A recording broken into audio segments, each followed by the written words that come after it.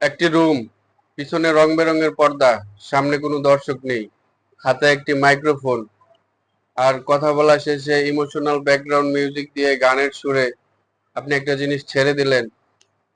আপনার যা মন চাইলো বললেন এবং তা ছেড়ে দিলেন, এবং আপনার মনে করছেন যে আপনি অনেক বহুত কিছু হয়ে গেলেন। আপনি ড্রপ করেন, মেসেজ ড্রপের উপর মেসেজ ড্রপ করেন। আপনি শুরুতে আজহারী সাহেবকে নকল করে খুব সুন্দরভাবে আলোচনায় এসেছিলেন এবং ভালো ভালো কথা বলছিলেন। যদিও শুরুর দিকে আজহারী সাহেবকে আপনি কপি করেছিলেন, সেটাও ভালো ছিল। কিন্তু বর্তমানে আপনি আজহারী সাহেবের সেই সুরের জনপ্রিয়তা নিয়ে আপনি যা করছেন, এগুলো কিন্তু ঠিক হচ্ছে না। আপনি বিভিন্ন সময় খুব বিভিন্ন যেগুলো মানুষ আপনার কাছ থেকে এক্সপেক্ট করে না সেই বিষয়গুলো নিয়ে আপনি কমেন্টস করছেন। বয়ফ্রেন্ড গার্লফ্রেন্ড দিয়ে দেশটাকে ভরিয়ে দিচ্ছেন।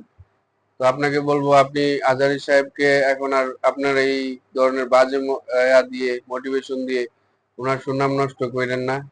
এবং আপনি এগুলো যদি করতে হয়, আপনি এগুলো বাদ দিয়ে আপনি আপনার নর্মাল ভাবে আপনি দাড়ি টুপি বাদ দিয়ে এগুলো করুন।